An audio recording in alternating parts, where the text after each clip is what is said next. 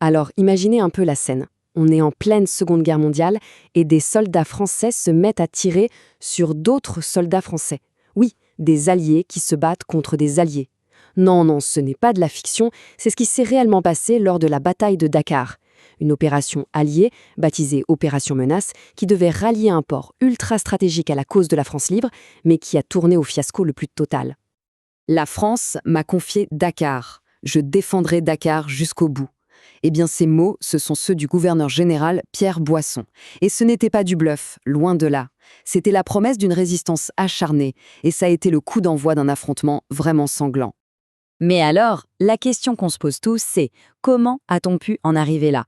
Pourquoi des Français se sont-ils retrouvés à se battre contre d'autres Français? Pour le comprendre, il faut qu'on fasse un petit retour en arrière, quelques mois plus tôt, au moment terrible où la France s'est effondrée. Un effondrement qui a fracturé le pays et tout son empire avec. On entre donc dans le cœur du sujet, une bataille impensable, une maison divisée. Voilà la situation. Après l'armistice, la France est littéralement coupée en deux. D'un côté, on a le gouvernement officiel, celui du maréchal Pétain qui gère la France et son empire, mais sous le regard des Allemands. Et de l'autre, à Londres, il y a ce général, quasi inconnu à l'époque, Charles de Gaulle, qui lance son fameux appel et qui veut continuer le combat. Imaginez le dilemme pour les soldats, pour les fonctionnaires dans les colonies. C'était un choix absolument déchirant. Soit on restait loyal au gouvernement qu'on considérait comme légal, soit on rejoignait ce qui était perçu comme une rébellion. Et justement, le mouvement de Gaulle commence à prendre de l'ampleur. Lentement mais sûrement, des territoires vraiment importants comme le Tchad ou le Congo rejoignent la France libre. L'étape d'après, la suite logique et surtout essentielle, c'était de rallier l'énorme bloc de l'Afrique occidentale française et donc sa capitale, Dakar. Alors, parlons-en de Dakar. L'enjeu stratégique était absolument énorme. Pourquoi Dakar était si important? Eh bien, tout est une question de géographie. L'emplacement de Dakar, c'était la clé.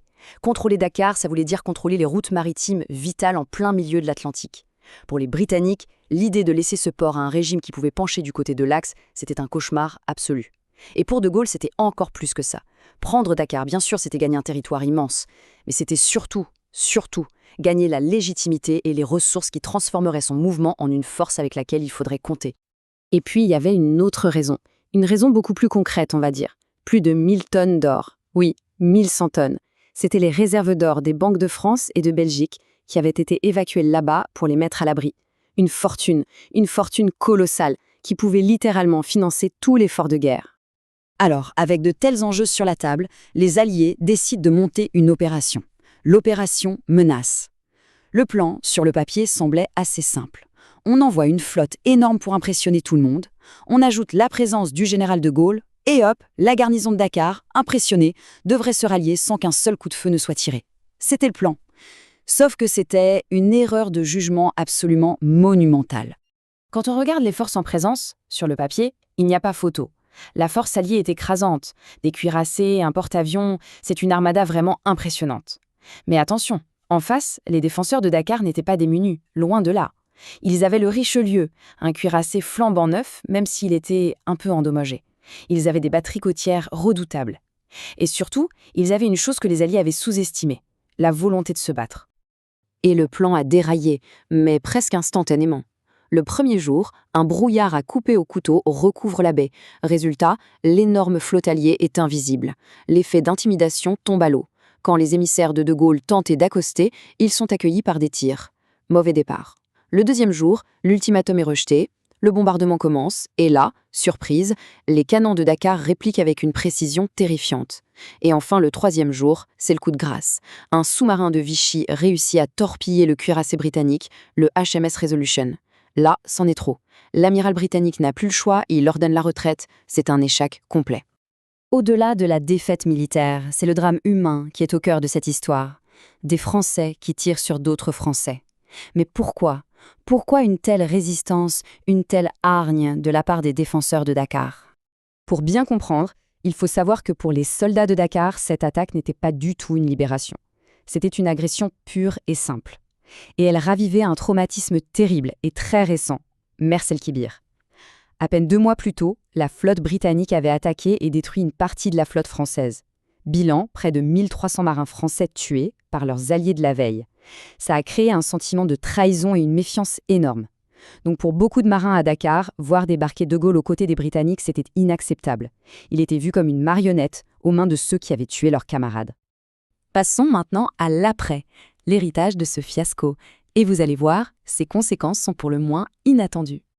Pour De Gaulle, personnellement, le choc est terrible, immense. Il a même avoué plus tard avoir pensé au suicide.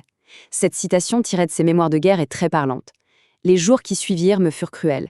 J'éprouvais les impressions d'un homme dont un séisme secoue brutalement la maison et qui reçoit sur la tête la pluie des tuiles tombant du toit. On sent bien le désarroi. Sa crédibilité, l'avenir de la France libre, tout semblait s'effondrer sur lui. » Et pourtant, c'est là que toute l'histoire de ce fiasco prend un tournant complètement inattendu.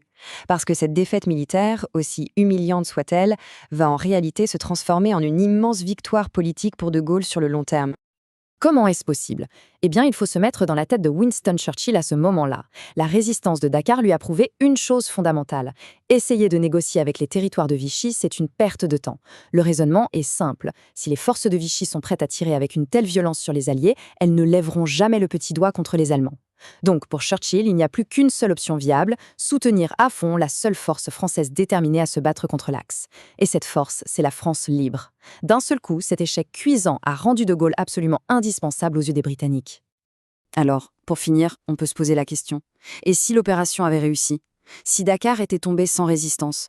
Est-ce que De Gaulle n'aurait pas été perçu différemment? Peut-être juste comme un opportuniste ramené dans les fourgons des Britanniques? C'est tout le paradoxe de cette histoire. C'est précisément cet échec qui a obligé De Gaulle et la France libre à prouver leur valeur par eux-mêmes, sur d'autres champs de bataille, et c'est ça qui a forgé leur légende. Un fiasco tragique qui, par un incroyable retournement de l'histoire, a finalement contribué à cimenter les fondations